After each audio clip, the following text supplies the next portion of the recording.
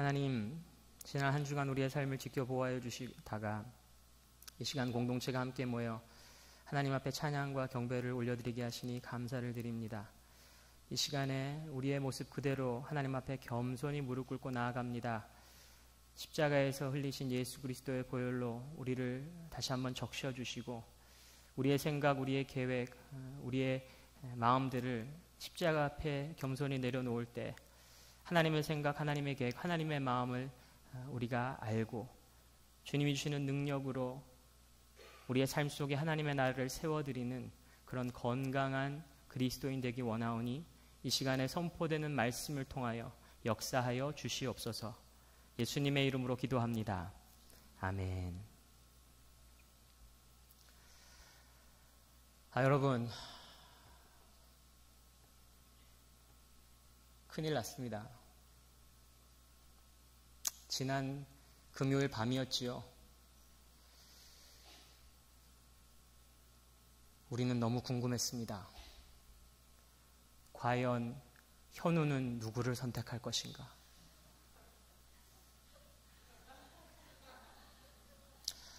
현우의 마음은 누구에게 있는 것인가?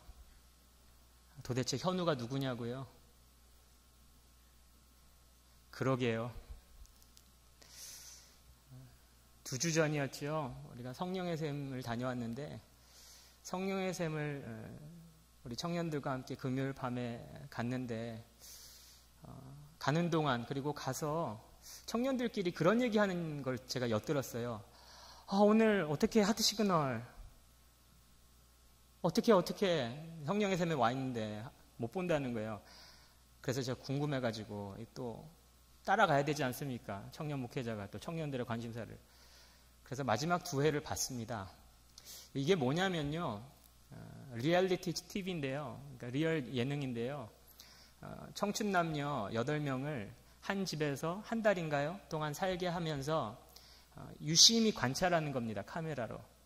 이 남자 넷, 여자 넷이 한 집에 살면서 서로에게 어떤 호감을 갖게 되고 어떤 마음을 갖게 되고 어떤 생각을 갖게 되고 어떤 행동을 하게 되고 그것을 관찰하는 사람들이 이제 서로 어떤 하트 시그널을 주고받는지 그것을 예측하는 일종의 심리 게임 같은 거더라고요. 근데 여기서 시청자들의 마음을 사로잡았던 커플 혹은 사람이 바로 아까 현우라는 사람인데 현우라는 사람이 영주라는 자매와 굉장히 좋은 시간을 많이 보내고 깊이 교제하다가 마지막 최종 선택 때 다른 여자를 선택한 거예요. 그래서 완전 멘붕이 온 거죠. 아니나 다를까 방송 끝나고 이런 뉴스 기사가 올라왔어요. 현우가 최근에 SNS 계정을 다시 열었는데 온갖 비난과 악플이 쏟아지고 있다고. 아니 그렇게 영주랑 좋아 죽을 때는 언제고 왜 마음이 바뀐 거냐 이런 악플들이죠. 이게 하트 시그널 시즌 2라고 하는 프로그램이었습니다. 여러분 이제 안 보셔도 됩니다. 만약에 하트 시그널 시즌 3가 있다면 그런데 이 시즌 3는 선남 선녀 청춘 남녀 4명을 모아놓고 관찰하는 게 아니라 성경 속의 인물들을 관찰하는 거라면 그래서 그들이 각자 처한 상황과 형편 가운데 그들이 하나님과 주고받는 그리고 이웃과 주고받는 그 하트 시그널을 우리가 관찰할 수 있다면 오늘 본문 말씀을 쓴 다윗은요 조만간에 SNS 계정을 닫아야 합니다. 시편 69편은 굉장히 긴 비탄시입니다. 비탄시라고 하는 것은 각종 질고에 직면한 시인이 그 고통을 호소하면서 하나님 제발 좀 살려주세요. 나 너무 힘들어요. 그렇게 간구하는 내용을 담은 시거든요. 그런데 다윗은 지금 이 시편 69편이라고 하는 굉장히 긴 비탄시를 통해서 1절부터 29절까지 굉장히 길죠.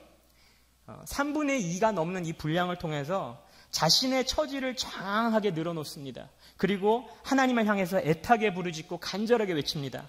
우리가 오늘 읽지는 않았지만 3절 말씀을 보면 목이 타도록 부르짖고 있다. 눈이 빠지도록 하나님을 기다리고 있다. 7절 말씀 보니까 내가 지금 하나님 때문에 욕먹고 있다. 하나님 때문에 얼굴에 수치로 가득하다. 8절 말씀 보니까 이제는 내 가족들도 나를 외면하고 등 돌린다. 9절 말씀 보니까 너무너무 힘들어서 내가 금식도 하고 있는데 금식을 하고 나서 응답을 받기는커녕 오히려 더 사람들한테 조롱거리 받고 있다. 심지어는 1절 말씀에 이렇게 시작합니다. 목까지 지금 물이 차올라 있다. 죽겠다는 거죠, 지금. 지금 자신이 처한 상황이 이해가 되지 않고 설명이 되지 않습니다. 자연스럽게, 조심스럽게 불평이 늘어가고 원망이 자리 잡습니다. 사실 저와 여러분도 이런 슬럼프, 이런 하트 시그널을 하나님께 보내곤 하지 않습니까? 나는 말씀대로 살려고 나름 최선을 다하고 있는데 정작 내 학교 성적은 뜻대로 나오지 않고 직장 업무는 늘어만 가고 집안 분위기 엉망이고 사람들과의 관계는 점점 어려워질 때 우리는 하나님의 섭리와 의도마저도 조금씩 의심하고 불신하게 됩니다. 아, 정말 내가 여태까지 신앙생활한 거, 믿음 생활한 거 결과가 고작 이거야? 내가 그토록 하나님한테 시그널을 보냈는데 예수 믿고 말씀 순종하고 죽도록 충성한 것이 겨우 여기까지야? 이런 좌절과 절망 그리고 불평과 원망은 결국은 주변 사람들에 대한 남에 대한 분노와 복수심으로 이어지죠. 다윗이 오늘 보여줍니다. 22절에 보면 원수들 앞에 덫을 놓아놓으라고 함정을 놓아달라고 광고하고요. 23절 보니까 원수들의 눈을 멀게 해주고 등이 굽게 해달라고 그러고요. 24절 보니까 정말 속된 말로 쓰레기들 불같은 진노를 내려달라고 그러고요. 25절 보면 그 사람들이 사는데 완전히 잿더미가 되게 해달라고, 폐허가 되게 해달라고 막 분에 못 이겨가지고 하나님한테 그렇게 떼를 쓰고 있습니다. 그런데 흥미로운 것은 다윗의 이런 하트 시그널이 오늘 본문 말씀에 와서 30절에 와서는 극적으로 180도 달라졌다는 거예요. 마치 그 하트 시그널에 나오는 현우가 마지막 전회까지는 영주에 대한 마음이 이렇게 크다가 정말 마지막 회에 가서 확 바뀌듯이 오늘 30절 말씀 볼까요? 그때 나는 노래를 지어 하나님의 이름을 찬양하련다. 감사의 노래로 그의 위대하심을 알리련다. 조금 전까지만 해도 하나님을 원망하고 한탄하던 사람이 하나님의 이름을 찬양하고 감사의 노래를 부릅니다. 31절 보겠습니다.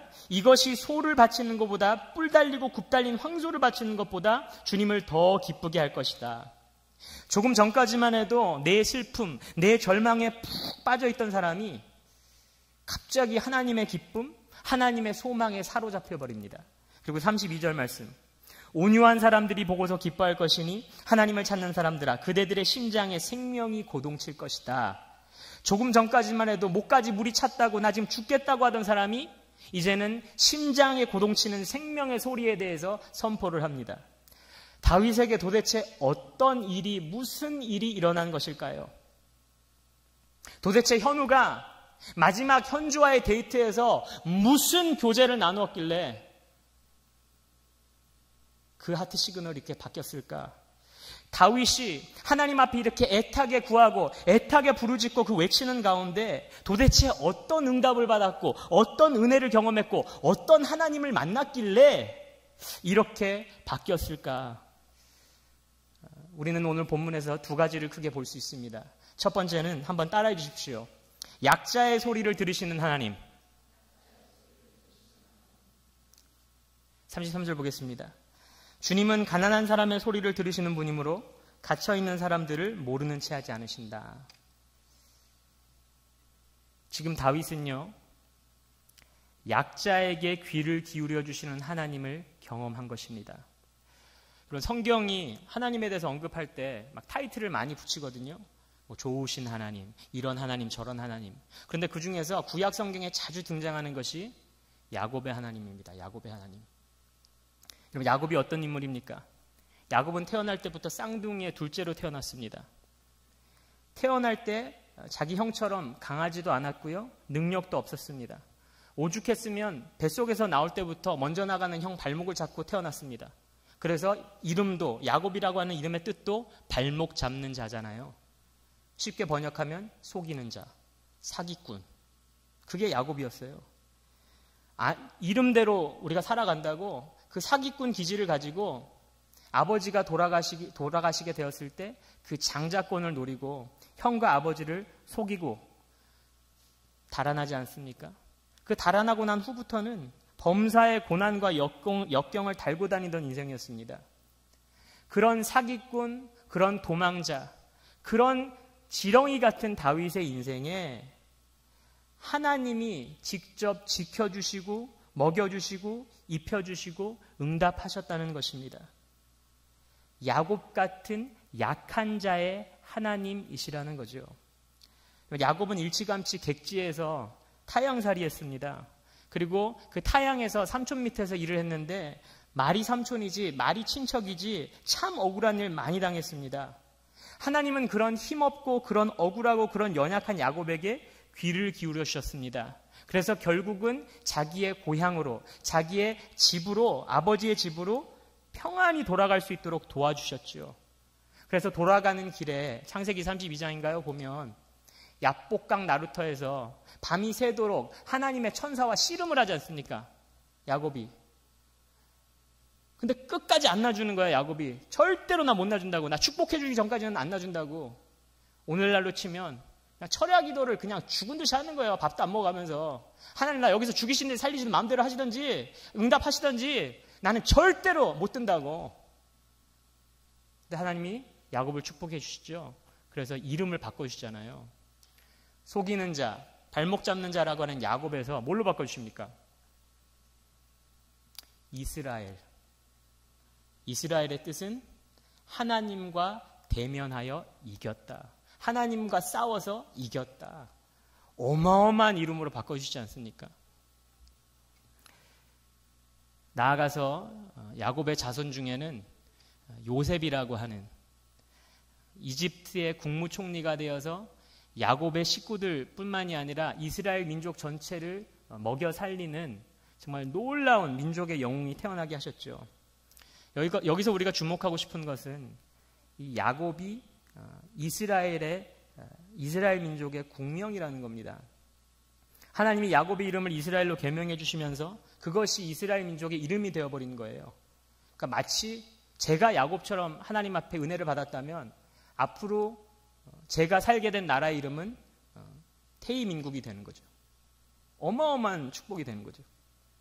그렇기 때문에 야곱의 하나님은 이스라엘의 하나님입니다. 그죠? 야곱이 곧 이스라엘이니까. 그래서 야곱과 같은 약자의 하나님은 이스라엘과 같은 연약한 공동체의 하나님이 되시는 거죠. 이스라엘 민족 자체가 연약한 공동체였잖아요. 3,500년 전에 이스라엘 백성들은 이집트 땅에서 400년 가까이 노예로 종살이 하다가 고생하던 민족이었습니다. 그런데 신명기 24장 18절에 보니까 당신들은 이집트에서 종살이 하던 것과 주 당신들의 하나님이 당신들을 거기에서 속량하여 주신 것을 기억하십시오.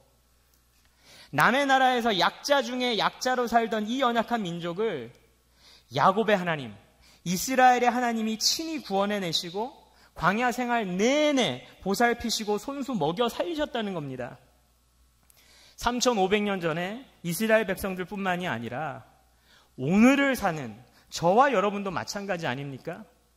예수 그리스도께서 우리를 위해서 십자가에서 피 흘려 죽으시고 부활하심으로 말미암아 죄의 종살이하던 죄의 노예살이하던 우리의 삶에 영원한 자유를 주셨습니다.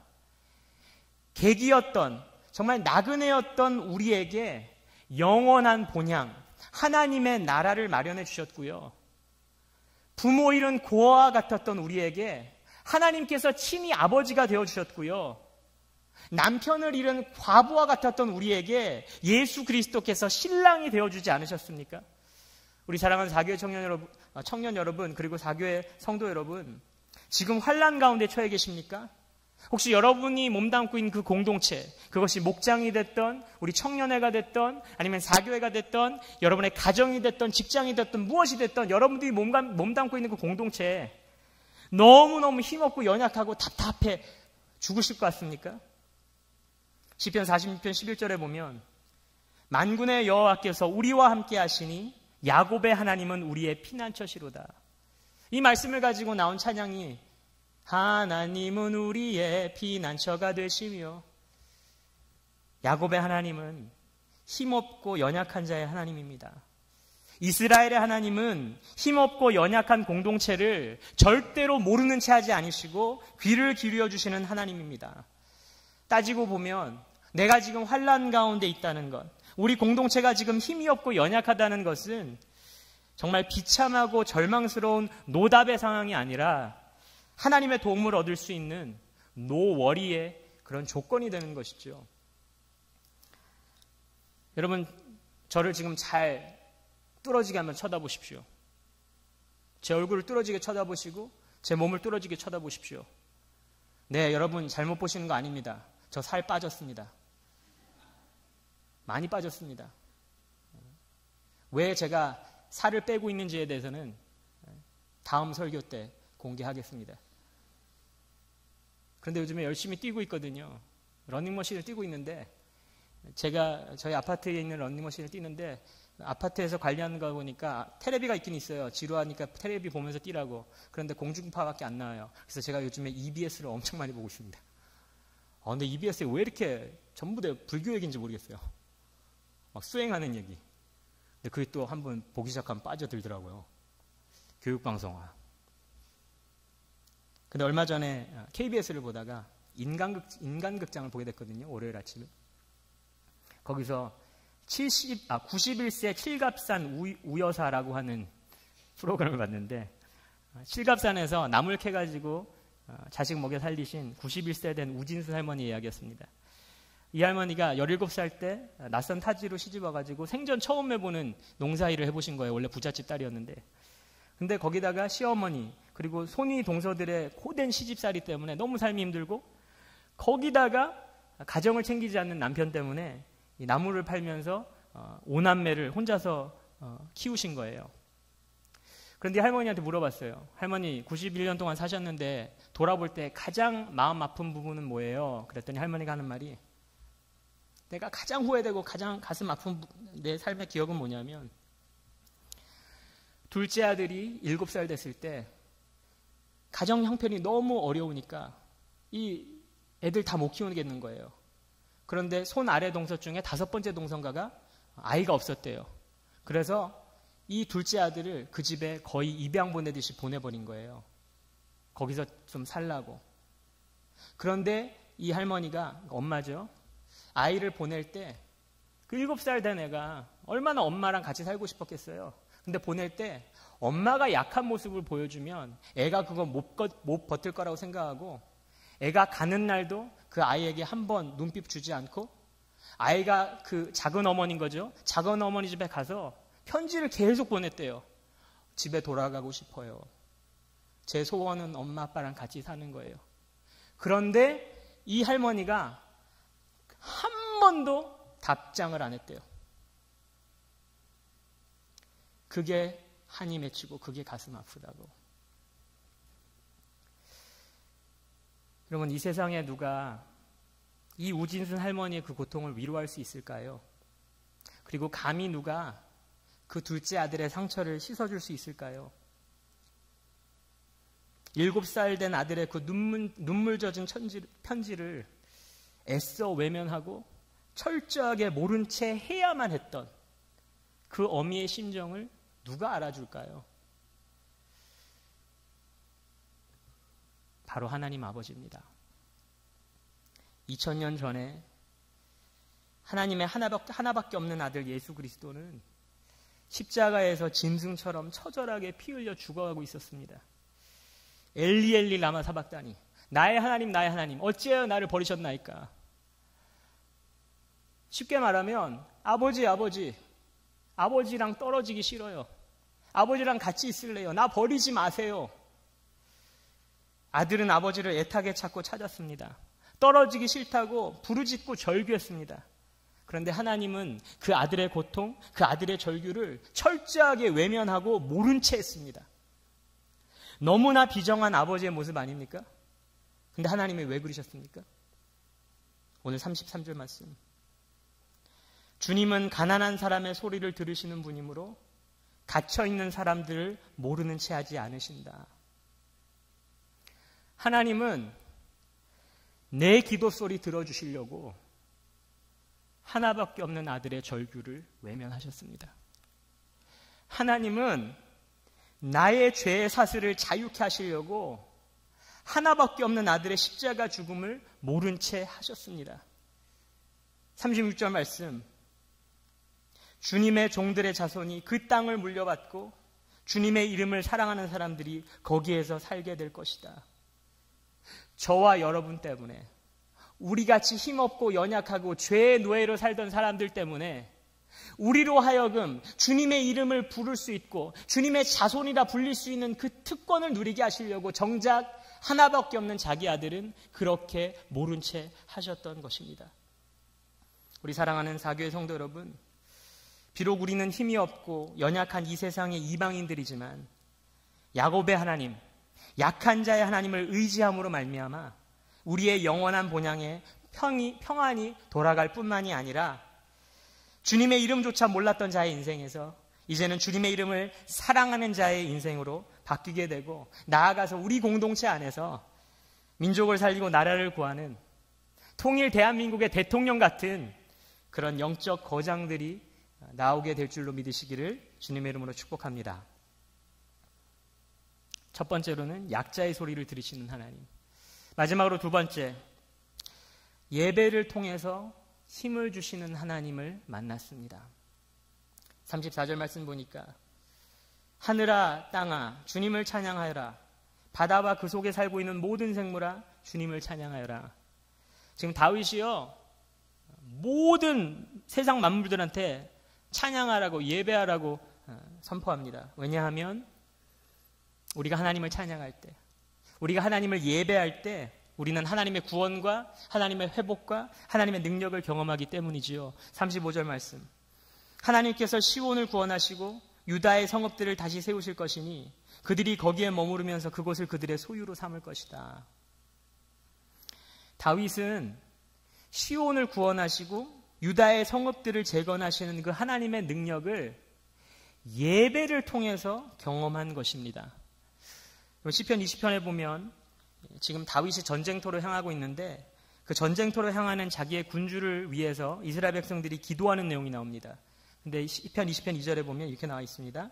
성소에서 임금님을 도우시고 시온에서 임금님을 붙들어 주시기를 원합니다. 영문으로 보면 끝부분에 Grant you support from Zion이라고 나오거든요. 시온에서 하나님이 필요한 모든 것을 시온에서 공급해 주시기를 원합니다. 이런 뜻이지요. 그럼 질문하겠습니다. 성소는 무엇을 하는 곳입니까? 성소. 일주일에 한 번 2시 10분 나와가지고 한 1시간 반 구벅구벅 졸면서 핸드폰 하다가 가는 곳입니까? 예배를 드리는 곳이죠. 그럼 시온은요? 시온은 도대체 어디입니까? 시온은 법궤가 있는 곳입니다. 하나님의 임재를 상징하는 the ark, the covenant, God's ark. 전쟁에 나가는 사람에게 예배와 법궤가 무슨 소용입니까? 안 그렇습니까? 도움을 받아도 전쟁터에서 도움을 받아야 되고 공급을 받아도 전투의 현장에서 받아야지 왜 전쟁에 나가는 사람한테 성소와 시온을 지금 들이대냐는 것이죠.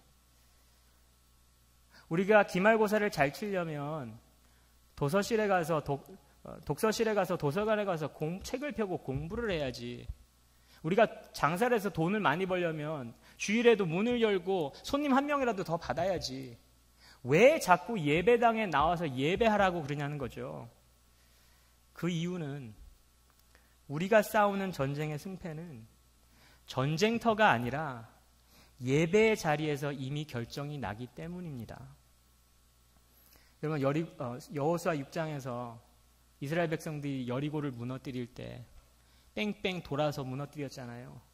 그때 하나님이 뭐라고 여호수아에게 명령하시냐면 여호수아 6장 3절에 너희 가운데서 전투를 할 수 있는 모든 사람은 엿새 동안 그 성 주위를 날마다 한 번씩 돌아라. 누가 돌아야 되냐면 전투할 수 있는 사람, 한 20살에서 60살 사이에 되는 건장한 남자들이 이제 무기 가지고 이제 돌라는 거예요. 그럼 그렇지. 전쟁을 하려면 칼이 필요하고 창이 필요하고 힘 있는 건강한 남자들이 나서야지. 그러면 하나님이 이 전쟁을 할 수 있는 이스라엘 남자들을 통해서 그들의 칼질과 그들의 창질을 통해 가지고 여리고를 무너뜨리시려고 그렇게 요구하신 겁니까? 아니요. 우리가 여호수아 6장을 수없이 읽어봐서 알지만 이스라엘 백성들이 칼 한 번 휘둘렀다는 얘기는 안 나옵니다. 그럼 뭐냐? 그 다음 구절이거든요. 여호수아 6장 4절. 제사장 7명을 수장뿔 나팔 7개를 들고 궤 앞에서 걷게 하여라. 이 건장한 전쟁할 수 있는 청년들이 군대가 여리고성을 도는데 그 제일 앞에 뭐가 가냐? 하나님의 임재를 상징하는 궤가 갑니다. 하나님이 싸우시는 하나님의 전쟁이다. 그런데 그 궤 앞에 누가 걷느냐? 가장 훈련 잘 받은 해병대가 붙을까요? 특수부대가 붙을까요? 아니요. 제사장 7명이 붙었습니다.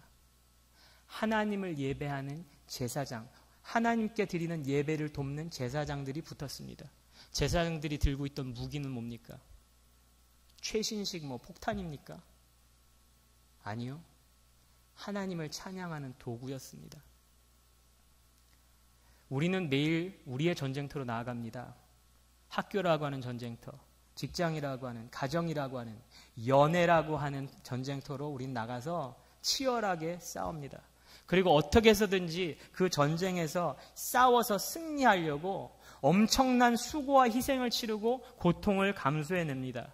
그런데 여러분, 학업과 직장과 관계와 사역의 승패는요, 하나님을 예배하는 바로 이 자리에서 결정이 납니다. 하나님을 찬양하고 하나님께 예배드리는 이 자리, 그리고 이 예배 시간에 우리가 하나님의 그 하트 시그널을 전달받을 때 우리의 전쟁의 승패는 결정이 나는 겁니다. 태희야, 지난 한 주 참 힘들었지? 내가 그 마음 안다.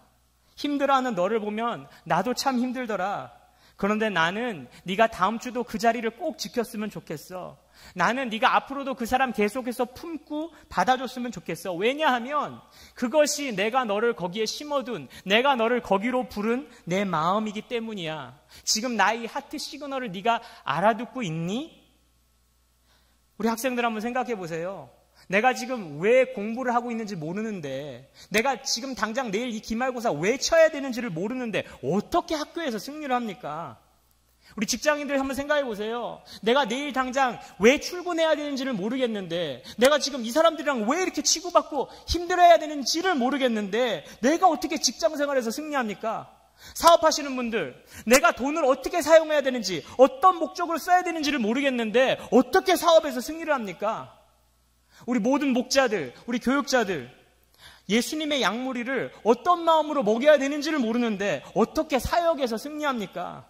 그 싸움은요, 그 전쟁은요, 이미 패한 거예요. 왜냐하면 내가 내 힘으로 만들어낸 그 승리에 정작 하나님이 없기 때문입니다. 하나님의 뜻도 없고, 하나님의 계획도 없고, 하나님의 방법도 없고, 하나님의 임재는 당연히 없고, 하나님의 영광도 없는 겁니다. 내가 이런 성적으로, 이런 실적으로, 이런 열매로, 이런 결과로 하나님께 영광 돌린다? 뻥치지 마십시오. 복음서를 보니까 예수님도 전쟁을 앞두고 계셨습니다. 인류의 구원을 위한 십자가를 지느냐 마느냐, 그 고통스러운 죽음의 길을 어떻게 내가 짊어지고 가느냐. 그런데 그 예수님이 남기고 가신 그 십자가의 승리, 죽음 권세를 이긴 그 승리는요, 갈보리산 골고다 언덕 그 십자가에서 이루어진 것이 아닙니다. 그것은 바로 전날 밤 겟세마네 동산에서 땀이 핏방울이 되도록 하나님 앞에서 무릎 꿇고 간절히 기도하실 때 하나님의 임재가 그 예배의 자리, 그 기도의 자리에 임해서 예수님에게 도움을 주고 힘을 공급하셨습니다. 그리고 예수님이 하나님의 뜻에 순종하기로 결정하시는 그 순간, 내 뜻대로 되지만 하지 마옵시고 아버지의 뜻대로 하옵소서, 그 순간 십자가의 승리가 이미 결정된 것이었죠. 여러분, 내일 당장 어떤 전쟁을 앞두고 계십니까? 누구를 만나야 되고 무슨 일을 해내야 됩니까?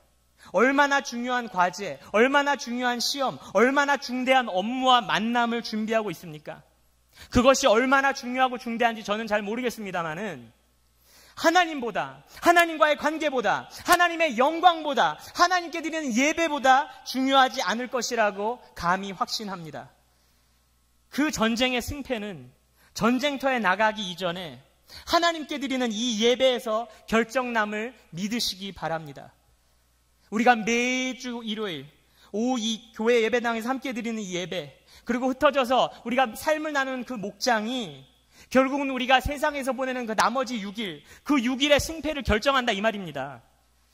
그리고 우리가 매일 아침 집을 나서기 전에 혹은 잠자리에 들기 전에 매일매일 하나님의 말씀 붙잡고 씨름하는 그 큐티 30분이 그날 하루 혹은 그 다음날 24시간의 승패를 좌우하는 것입니다.